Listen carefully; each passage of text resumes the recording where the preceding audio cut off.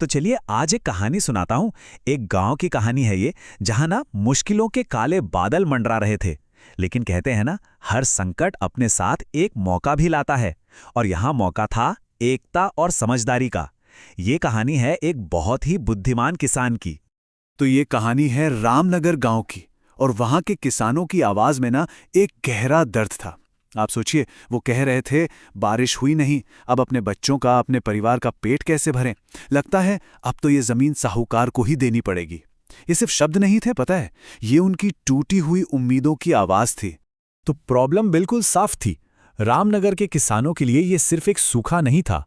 ये एक ऐसी तबाही थी जो उनसे सिर्फ फसलें नहीं, बल्कि उनकी पुश्तैनी जमीन, उनकी पहचान, समझिए कि उनका सब कुछ छीनने पर तुली थी। और फिर ठीक इसी नाउम्मीदी के माहौल में एक बिल्डर की एंट्री होती है। और वो अपने साथ एक ऐसा ऑफर लेकर आता है जो पहली नजर में किसी वरदान जैसा लगता है। तो बिल्डर का वादा था क्या? वादा था कि हर परिवार को एक नया पक्का घर मिलेगा, सारे पैसों की चिंताएं खत्म हो जाएंगी। सुनने में कितना अच्छा लगता है ना? लेकिन इसकी एक छिपी हुई कीमत थी। कीमत ये थी कि उनकी पुश्तैनी जमीन हमेशा के लिए हाथ से चली जाती और उनका भविष्य दूसरों पर निर्भर हो जाता।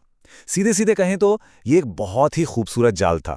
लेकिन सवाल तो यही था, क्या ये ऑफर इतना अच्छा था कि सच हो सके?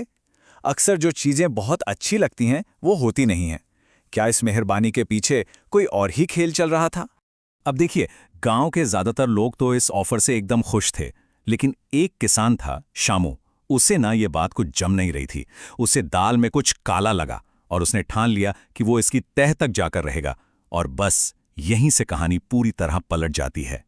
और शामू ने जो सच खोज निकाला वो सच में चौंकाने वाला था। उस बिल्डर का असली इरादा मदद करना था ही नहीं, उसका प्लान तो कुछ और ही था।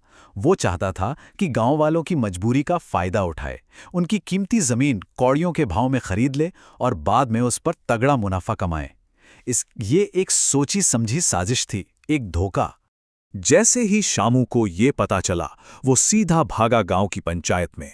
उसने सबके सामने पूरी सच्चाई खोलकर रख दी। उसकी आवाज में एक चेतावनी थी और एक अपील भी। उसने कहा, वो हमें धोखा दे रहा है। हम अपनी वो जमीन कैसे छोड़ दें जिस पर हमारे बाप दादा ने अपना खून पसीना बहाया है? अब गांव वालों के पास दो रास्ते थे, या तो हार मान लें या उस बिल्डर के जाल में फंस जाएं। लेकिन शामू ने एक तीसरा रास्ता सुझाया, एक ऐसा रास्ता जो किसी बाहरी मदद से नहीं बल्कि गांव के अंदर से ही निकलता था। और वो रास्ता था एकता का। देखिए, शामू का प्लान सिर्फ एक हवाई बात नहीं थी। उसने बाकायदा एक 4 स्टेप का एक्शन प्लान बनाया। स्टेप 1, सब मिलकर बिल्डर के धोखे भरे ऑफर को ठुकरा दो। स्टेप 2, जिसके पास जो भी थोड़ा बहुत पैसा है उसे इकट्ठा करो। स्टेप 3, जो सबसे मुश्किल था, सब एक साथ मिलकर मेहनत करो और दूर नदी से एक नहर खोदो। और स्टेप 4, अपने खेतों तक पानी लाओ और अपना भविष्य और अपनी जमीन दोनों को बचा लो। शामू की ये बातें सुनकर, उसकी हिम्मत देखकर गांव वालों के अंदर जैसे एक नई जान आ गई।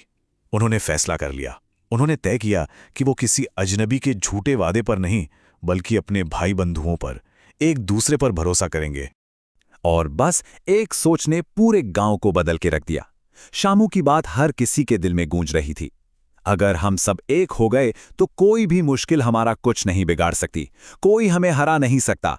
और यही विश्वास था जिसने पूरे गांव को एक मुट्ठी की तरह बांध दिया। जब बिल्डर ने गांव वालों की ये जबरदस्त एकता देखी, तो वो तुरंत समझ गया कि अब उसकी डाल यहां नहीं गलने वाली। उसे कोई लड़ाई लड़ने की जरूरत ही नहीं पड़ी। गांव वालों का बस एक साथ खड़ा हो जाना ही उसकी सबसे बड़ी हार थी। वो चुपचाप अपना बोरिया बिस्तर समेटकर गांव से निकल गया। और इसके बाद जो हुआ वो किसी चमत्कार से कम नहीं था। वो कम्युनिटी पावर का एक जीता जागता उदाहरण था। गांव वालों ने मिलकर पैसे जमा किए, दिन रात एक करके कंधे से कंधा मिलाकर काम किया। और जानते हैं क्या हुआ? उन्होंने कर दिखाया। उन्होंने नदी का रुख मोड़ दिया। पानी उनके सूखे खेतों में फिर से बहने लगा। और इस तरह उनकी जमीन भी बच गई और उनकी आज़ादी भी। तो रामनगर की ये कहानी सिर्फ एक गांव की कहानी बनकर नहीं रह गई। ये एक बहुत बड़ा सबक बन गई। एक ऐसी कहानी जो आने वाली पीढ़ियों को भी सुनाई जानी थी। ये कहानी हमें क्या सिखाती है? ये सिखाती है कि उन गांव वालों की सबसे बड़ी दौलत पैसा या कोई बाहर से आया हुआ लुभावना ऑफर नहीं था। उनकी सबसे बड़ी ताकत थे वो खुद, उनका एक दूसरे का साथ, उनकी एकता।